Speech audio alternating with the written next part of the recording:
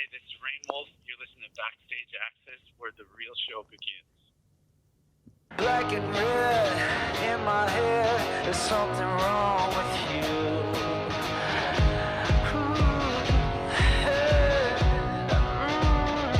Hey, this is Chris with BackstageAxxess, and we are stoked to have Jordan Cook here with us today from one of the hottest rock bands around right now, Reignwolf. Welcome, Jordan.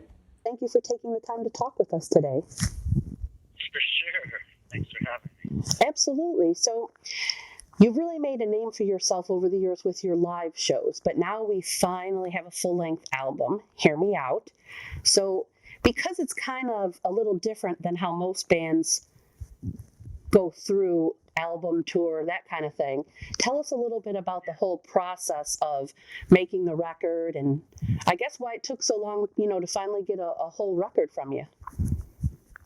Well, we spent, I would say, the first 3.5 years touring hard, like you said, and that kind of became, this thing of opportunity where our shows were catching on, and we were lucky enough to be able to play at many of the greatest festivals. Right. Go out on tour with bands like Black Sabbath. Right. And like all these people that we really look up to. And, we kind of always been working on music in the background, but it was one of those things, our tour schedule was really crazy. And then there was something kind of upside down and backwards about not having a record and being in, arenas with Black Sabbath. Right. I imagine. Doesn't make a lot of sense, but that's why it kind of felt good, because it felt like we were doing it our own way. And now, this moment of having a record, we were really excited about a bunch of new tunes, and could kind of feel the hunger at the end of last year when we were out on tour. Every time you meet a fan, when's the album coming out? And we just kind of got to that point where we were like, it's a little upside down and backwards again to have a record coming out now. And it feels so good because, we've been out on tour playing a bunch of these new songs, and really we hadn't played, I think we played maybe 2 of them live before, but, it feels really fresh to us too. So it's nice. It's kept things kind of going and exciting, really. Right, and you've played, like you said, huge festivals and, opening for Black Sabbath. So was it helpful to kind of play in those types of environments? Did that help you with your kind of process as far as creating music and just kind of perfecting your stage performance? I never really thought of it like that, but there is no doubt that, when you have a band and you go on tour and you're all kind of together, I would say basically 24/7. Right. And there is that thing of there's a bit of a brotherhood going on there, and there's no doubt that when you learn to be together and always be hanging and then playing shows and stuff, there is a certain energy, and I would say making the music too. I think you kind of maybe do envision, the live show a little bit, but I don't know. I actually never really thought of it like that, to be honest. It's just kind of like we made some music, and a lot of it is high energy and works really well at the show. But the record was kind of like another step for us. We kind of tried a bunch of different things that we probably would have never done if not given the time to really be in the studio, Right. I would say we just celebrated the fact that we were in a studio and it wasn't in front of a live audience, but there's no doubt that songs like Over and Over, I Don't Wanna, you can feel what the crowd would be like because there's so much energy in the song. Right. By any chance, were those some of the songs that you did play live prior to the album coming out? I'll tell you what, we released Wanna Don't Wanna at the end of last year. I think Okay. it was in November, just as we were going on tour. And it really wasn't like an official single. It was just something we threw out there. And it was really cool to watch, like, just put it out and a bunch of people screaming the lyrics back at me and stuff like that. And it just kind of felt good. And like I said, I could feel that hunger more than ever about releasing new music. It was like we kind of threw that out there to get back on tour. And then once that it's like, okay, we're putting something out, let's go. And it really moved quickly, you know. So, Now, what about the recording process itself? Because, you know, playing live for all these years and playing in front of all these big audiences, and now you're in a studio. So that's kind of a totally different ballgame. So what was that process like for all of you?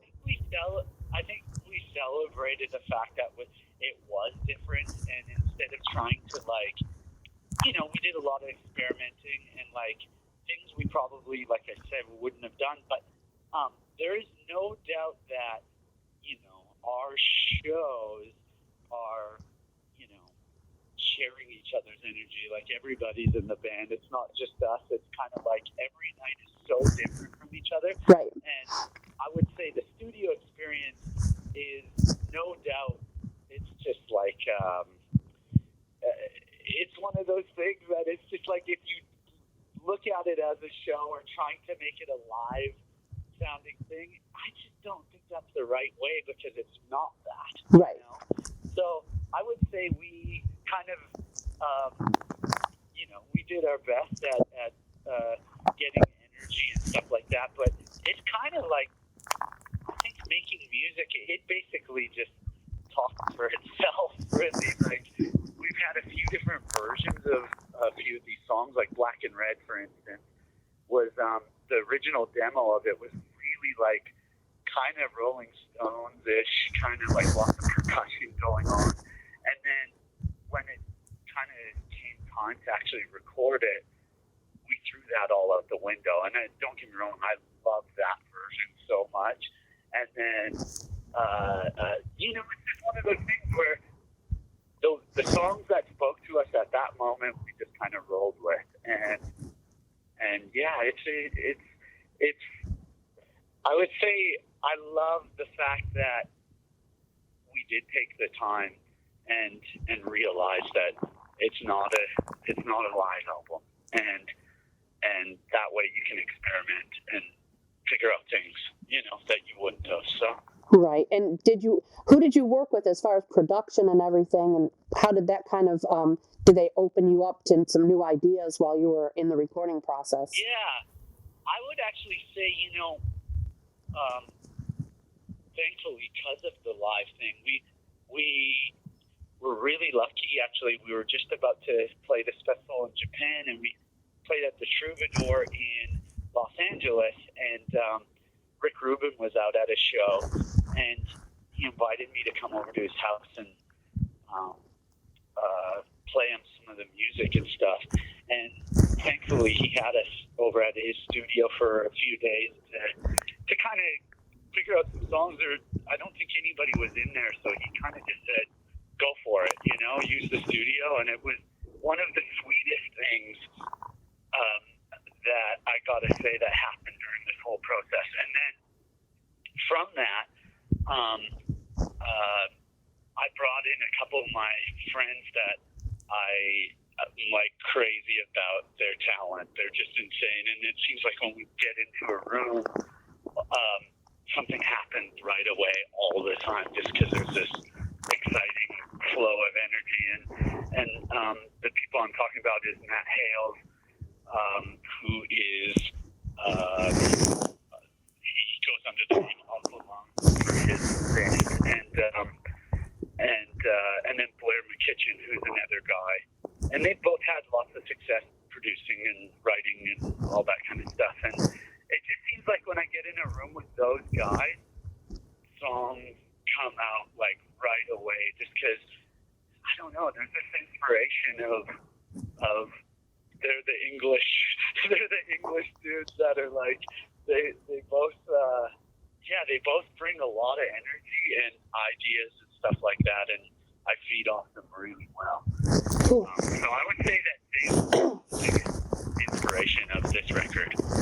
Cool. Well, now that the record's out, of course, you're going to be going back on tour dates. So, and you've kind of got a little bit of a mix with your dates because you've got some smaller clubs and you've got some festivals. So, what do you like best about playing, and what are you looking forward to playing this new material in a smaller, like intimate club setting?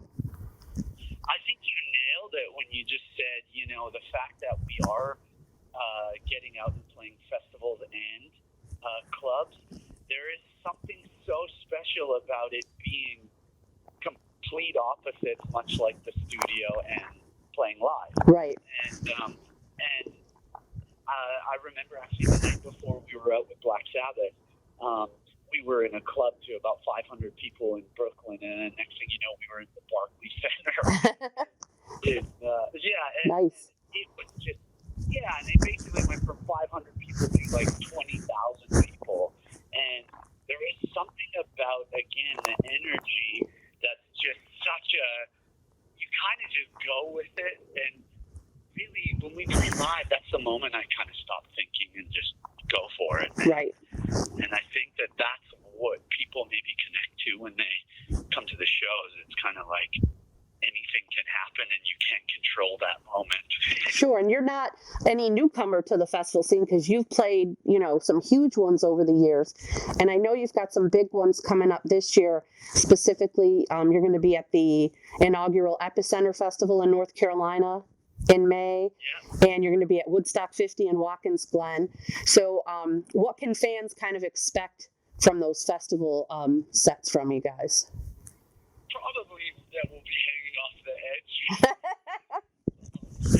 and to be expected. And I think that that's the best part of this record is again where we're still like we're still new to these songs. So there's this thing that's kind of happening where now we have it on a record and there's a certain version of it out there. Right. And when we play it live, the version might, it might turn into something completely different again because of the energy. Right. And I think that's the best part about a Reignwolf show is every single night or every time we get the opportunity to play, it's a different feeling. It's not, we don't play it the same way. And I think, back to the Woodstock days, some of the greatest bands and my heroes, I would say, played that festival. And that's kind of how they played, Right. So getting an opportunity to do something like Woodstock is beyond, and it means so much to us. And like our bass player, SJ, his dad, when we were little kids, we grew up together, like we've known each other since we were probably like 11 years old. Okay. Something like that. And his dad would play Canned Heat to us all the time, and they play on the same day that we're playing, and it's a really special thing. Absolutely. Now, you mentioned that you guys kind of knew each other for a long time, but when did you first kind of get involved with playing music and kind of knowing that that's what you wanted to do with your life? I was 4 years old, and I'd already had a guitar. My dad bought me a guitar because I was kind of breaking his really nice one. and basically he went out and bought me a guitar, and I kind of, probably slid it down the stairs a few times. The insurance company was at my house probably 2 or 3 times going, this can't keep happening. Anyway, from then on, I took a real interest in, and there was these matinee jam sessions in my hometown of Saskatoon, Saskatchewan, and he took me to watch all these really great bands that would play on Saturday afternoon, just get up and jam. And I was kind of there a week, like I would say every couple weeks or whatever, I would be going to this jam, and maybe every single weekend, honestly, because I was just so hooked. And I think at 5 years old, I got up for the first time. Wow. On stage because they saw this kid kept on showing up, and I would always be right in front of the stage and freaking out because I just loved it so much. And luckily, there were these two people, Susie Vinnick and Curtis Garrell, which are hometown great musicians, and they were running this jam session, and they offered me to get up. And I remember my dad having to go ask the owner if it was okay and stuff. So yeah, I would say it was really early on, and being able to do that kind of again made it really natural instead of like it happened so young that I think I just never really thought about it. It just happened. Right. You know? Right. Absolutely. Now, you guys have a great start to 2019 so far, the record, all this stuff coming, festivals, clubs. Where would you like to see Reignwolf go from here? You know, just kind of, I would say continuing the stream of what's going on right now, because I think we're in such a interesting part of music that, you know, the live thing is it's probably more celebrated than ever, I would say. And then the way people get music, back to the upside down and backwards thing, it's kind of weird, but at the same time, it makes, I kind of like this time, because it's one of those things that a lot of people are fighting, but it seems like more people hear your music this way. Right. You know? So I'm not really against it, and I would say if we can keep that flowing, that would mean a lot to me, and it just seems to be going that way, where it's growing, and it's every time we get on, the crowds get bigger, and the shows get better. So that's all I can ask for. I feel really blessed the way it's been. So. Awesome. We hope to get a chance to see you. Myself, maybe at the Epicenter Festival in North Carolina. That's close to me, and I think somebody else from our site might be headed to Watkins Glen for Woodstock to check that out. So we can't wait to see you guys. Well, yeah, make sure you say hello if you can. That's great. I look forward to it. Okay. Thank you again for taking the time to talk with us.